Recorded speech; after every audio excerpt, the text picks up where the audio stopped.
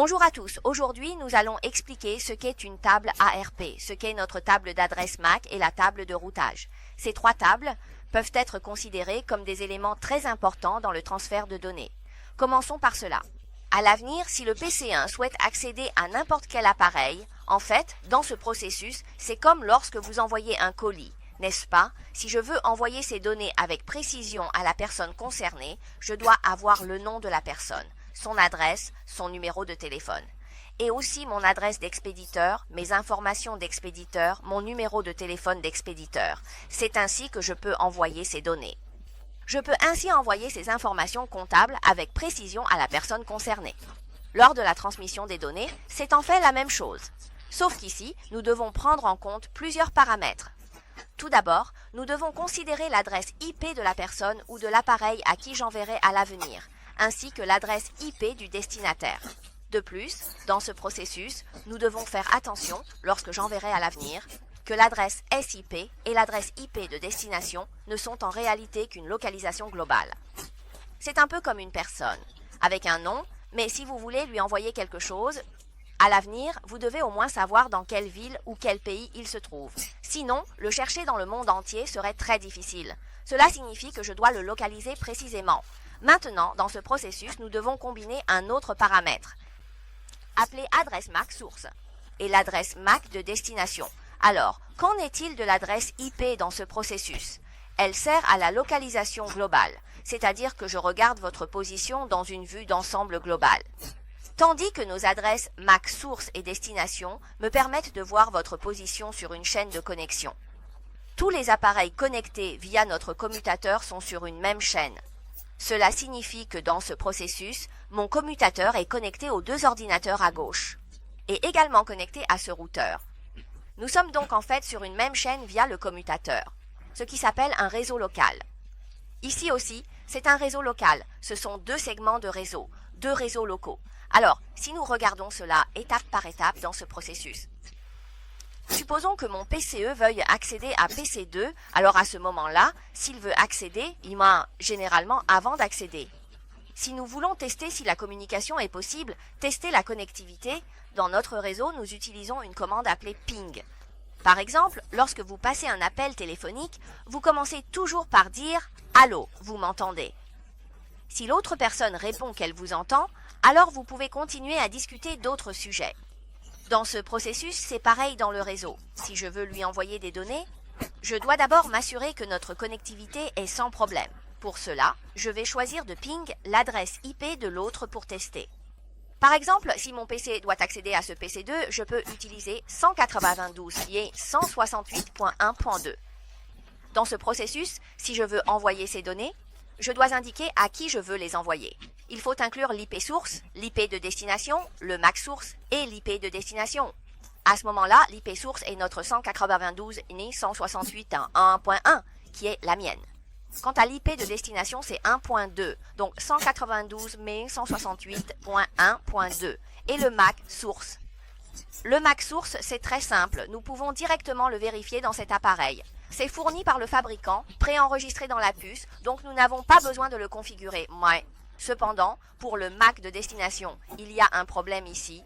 Dans ce cas, je connais l'IP de l'autre partie parce que je dois ajouter l'IP de l'autre partie après le ping. Mais est-ce que j'ajoute ensuite le MAC de l'autre partie? Non, je ne le fais pas. Donc ici, je ne connais pas l'adresse MAC de l'autre partie, alors que faire?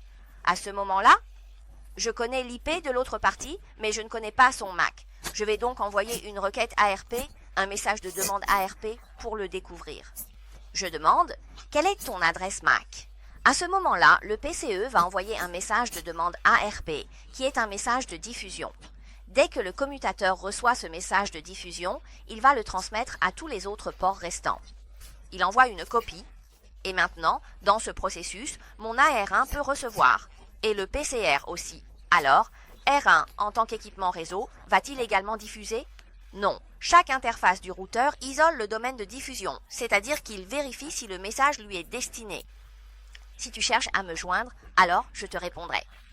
Si tu n'es pas venu me voir, alors je ne m'en occuperai pas et je ne vais pas non plus t'aider à le transmettre. À ce moment-là, SKI va lui répondre « Non, il ne le fera pas ». Par exemple, si quelqu'un dans ta classe demande qui est l'intermédiaire, quel est ton numéro de téléphone, et que tu n'es pas l'intermédiaire, vas-tu lui répondre « Non, tu ne le feras pas, parce qu'il ne te cherche pas, seul l'intermédiaire. » Lui répondra en disant « Je te le dis. » Quel est mon propre numéro de téléphone? Disant maintenant, dans ce processus, le PCE demande à l'extérieur, qui est 192.168.1.2. Quelle est ton adresse MAC? Et seul notre PCL lui répondra, car c'est ce 192.168.1.2 qui, après avoir répondu, dans ce processus, le commutateur t'aide à transmettre cela au PCE pour t'aider à réaliser un « et » dit à PC1. Quelle est son adresse MAC? Maintenant, ici, supposons que notre PCR ait répondu. Il a informé PC1 de sa propre adresse MAC. Alors, à l'avenir, lorsque PC1 retransmettra, il le saura. À l'origine, votre objectif n'était pas de tester. Par exemple, dans ce processus, nous avons copié l'adresse 0EAA6. Alors, à ce moment-là, je peux communiquer. Maintenant, ici, avec mon PC1, je peux contacter 192.168.1.2 dans ce processus. Voyons si je peux recevoir une réponse de PCR. Bien, à ce moment-là, si nous sommes sur le même sous-réseau et que je communique, je voudrais vous demander dans ce processus, le commutateur sait-il à l'avance si je vais sortir par le port numéro 2 ou par le port numéro 1? Ici, le sait-il? En fait, dans ce processus, je vous dis d'abord qu'il le sait. Pourquoi? Parce que dans sa propre table, il génère ce qu'on appelle une table de départ MI. Comment la consulter? Cela s'appelle afficher l'adresse MAC. Dans ce processus, il enregistre quel port correspond à quelle adresse MAC. Alors, si à l'avenir, je cherche à nouveau ce PC2 avec le PCE dans ce processus lorsque j'envoie des données depuis mon port, tant que ce commutateur reçoit des données d'un autre port vers mon propre port, je vais enregistrer l'adresse MAC de l'expéditeur. Par exemple, si c'est 79D2, je vais noter quel port a reçu quelle adresse MAC. Ainsi, ici, l'adresse MAC représente l'adresse MAC enregistrée. Et nous? Interface, c'est une correspondance. Et maintenant, dans ce processus, j'ai appris, à l'avenir, je vais ensuite utiliser cette table d'adresse MAC pour effectuer un transfert. Mais si ma table d'adresse MAC ne contient pas la destination qu'il cherche, alors que faire? Dans ce cas, je vais envoyer une copie à partir de mes interfaces restantes pour essayer de l'aider à trouver. Et si je ne trouve pas, alors il n'y a rien à faire. Et si dans ce cas, comme je l'ai fait précédemment avec mon PCE, j'envoie une diffusion ARP, alors notre commutateur ne consulte pas la table, il diffuse directement. Autrement dit, il envoie une copie à partir de mes interfaces restantes. À ce moment-là, le commutateur utilise en fait notre table d'adresse MAC pour effectuer la communication. Alors, dans ce cas, je vous demande, est-ce que le PC1 enverra une diffusion ARP chaque fois qu'il cherchera le PC2? Si c'est le cas, l'efficacité globale serait vraiment trop faible. N'est-ce pas?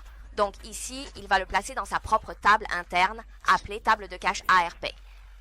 Nous pouvons la consulter avec ARPA, mais pendant ce processus, j'ai remarqué qu'elle est vide. Pourquoi? Parce que dans le simulateur ENSP, la table de cache ARP du PC a un temps d'expiration particulièrement rapide, en moyenne 2 à 3 minutes. Donc, si à l'avenir vous voulez la voir, vous pouvez les faire communiquer à nouveau. À ce moment-là, si nous regardons à nouveau avec ARPA, il y aura des entrées dans la table de cache et donc à l'avenir, avant de retransmettre, je vérifierai si ton adresse est dans ma table de cache. Si elle y est, très bien selon ma table. Je vais encapsuler le paquet de destination correspondant et te l'envoyer. Si elle n'y est pas, alors je devrais envoyer un message de requête ARP pour demander « Quelle est ton adresse MAC ?» C'est ainsi que nous communiquons sur le même segment de réseau. Alors, si dans ce processus, disons que je veux maintenant que mon PC1 trouve qui? Je veux trouver ce PC3, d'accord. À ce moment-là, nos données passent de cette manière. Puis-je vous demander si l'adresse MAC de destination que je remplis à ce moment-là est également l'adresse MAC de PC3? Tout le monde peut y réfléchir. À ce moment-là, si je veux accéder à 192.168.2.1, alors mon IP d'origine est 1.1 et l'IP de destination est 2.1. Mais qu'en est-il de mon adresse MAC d'origine et de l'adresse MAC de destination ici? L'adresse MAC d'origine, disons que c'est encore assez simple. C'est-à-dire que c'est mon propre MAC. Mais l'adresse MAC de destination, est-ce aussi le MAC de l'autre partie? Voyons, si je veux connaître l'adresse de PC3 ici et que je demande directement, j'envoie une requête ARP au commutateur. Est-ce que le commutateur va nous aider à la diffuser, mais peut-il trouver dans la zone où il se trouve, parmi les appareils qu'il connecte, un appareil appelé 2.1 ? Il ne peut pas le trouver, et ici, le routeur ne vous aidera pas non plus à transférer ce message de diffusion, car l'interface du routeur isole le domaine de diffusion. Où se trouve l'interface du routeur ? Cette partie est un domaine de diffusion, et cette partie est un autre domaine de diffusion, donc il ne vous aidera pas à le transférer. Alors, que faire dans ce cas ? Ici, le commutateur peut vous aider à trouver notre R1 pour que R1 vous aide à établir une communication entre différents sous-réseaux. À ce moment-là, notre PCE encapsule l'adresse MAC de destination, qui n'est plus l'adresse MAC de notre PC3, mais celle que R1 remplit ici, c'est-à-dire l'adresse MAC de la passerelle, soit l'adresse MAC de l'interface à gauche, .254. Donc, dans ce processus, l'adresse MAC de destination future que nous remplissons ici est l'adresse MAC de l'interface 000. Ensuite, le commutateur, dans ce processus, utilise sa propre adresse MAC pour retransmettre, sachant qu'ici, je transmets à R1 via cette interface. Une fois que R1 reçoit le paquet, il doit d'abord consulter une table, appelée table de routage. La table de routage doit être configurée à l'avance, contrairement à notre table d'adresse MAC, qui peut fonctionner sans configuration. Une fois la table de routage configurée, elle génère des entrées de routage. Par exemple, à l'avenir, si je découvre que vous devez chercher l'adresse 2.0. Alors, je découvre que l'interface de sortie pour l'adresse 2.0, par quelle interface sort-elle ? Elle sort par l'interface G001. Bien, dans ce processus, si je ne change pas l'adresse MAC source et l'adresse MAC de destination, lorsque le paquet arrive au commutateur 2, le commutateur 2 peut-il connaître l'adresse MAC de l'interface G000 de AR1 ? Il ne peut pas le savoir car cette interface 000 n'est pas connectée à notre commutateur. Donc, en fait, notre routeur ici, s'il s'agit d'un transfert intersegment de réseau, il va modifier l'adresse MAC source dans ses données. Et la destination est d'aider les données à mieux se trouver. Donc ici, l'adresse MAC source sera celle de l'interface 001 de A21. Et quelle est notre adresse MAC de destination dans ce processus ? Il doit demander. Il sait que de son côté, c'est le segment de réseau 2.0. Et maintenant qu'il doit trouver 2.1, il va vous aider à envoyer un paquet ARP. Il demande, puis-je savoir quelle est votre adresse MAC pour 2.1 ? C'est un paquet de diffusion et une fois que le commutateur le reçoit, il le copie et l'envoie à toutes les autres interfaces. Seul le PC3 sait « Oh, je suis 2.1, vous me demandez, alors je vais répondre. » Maintenant, R1 saura que l'adresse MAC de PC3 est cette adresse. Il va donc le placer dans sa propre table ARP. Si nous voulons vérifier la table ARP sur le routeur, la commande sera différente. Sur notre PC, c'est ARPA, tandis que sur notre routeur, c'est Display ARP. Parce qu'en fait, les systèmes sous-jacents qu'ils utilisent sont différents. Maintenant, dans ce processus, nous pouvons voir qu'il le sait. R1, ainsi que l'apparence de la table d'adresse MAC des autres appareils connectés à nous, puis, à l'avenir, en fonction de cette apparence de table d'adresse MAC, encapsuler l'adresse MAC de destination jusqu'à notre commutateur ici. Le commutateur va consulter sa propre table d'adresse MAC. Et dans ce processus, il découvre « Ah, vous devez chercher ce 3049 ». Et dans ce processus, afficher l'adresse MAC est maintenant ici 3049. À ce stade, je n'ai pas encore appris cela, il se peut qu'il ait expiré. Par exemple, ici, je vais utiliser mon PCE pour y accéder à nouveau, car dans notre table d'adresse MAC, si elle est apprise automatiquement par réception, elle a également un temps d'expiration. Le temps d'expiration est de 5 minutes. Si je reçois des données dans les 5 minutes, alors je vais rafraîchir ces 5 minutes. Si je ne reçois pas de données dans les 5 minutes, alors elle expirera. Maintenant, ici, nous allons à nouveau afficher l'adresse MAC et nous pourrons voir. D'accord, sur le port 002, j'ai appris ce 3049. Et à l'avenir, je vais l'envoyer depuis ce port numéro 2 et le PC3 pourra le recevoir. Une fois reçu, nous faisons un ping, ce qui signifie que je t'envoie un message et tu dois me répondre pour que je sache que nous pouvons communiquer. Alors, le PC3 va également encapsuler l'adresse IP d'origine, l'IP de destination, l'adresse MAC d'origine et l'adresse MAC de destination. À ce moment-là, l'IP d'origine et l'IP de destination vont être inversés, car maintenant, ici, c'est 2.1 qui doit répondre à 1.1.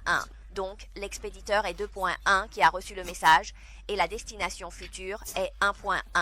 À ce moment-là, l'adresse MAC d'origine sera mon 3049 et à qui vais-je l'envoyer ? À notre AR1, n'est-ce pas ? AR1 ici à un J001, la fenêtre. car cette interface 001 est sa destination. L'adresse MAC ici, nous pouvons voir que sa passerelle est 25254. Elle doit passer par cette passerelle pour envoyer au destinataire. Donc ici est écrit l'adresse MAC de la passerelle.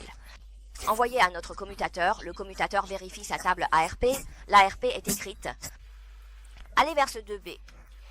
Le chemin vers 28 passe par cette interface 0001 qui envoie depuis cette interface. À ce moment-là, le routeur va vérifier sa table de routage avec la commande display EPU routing table.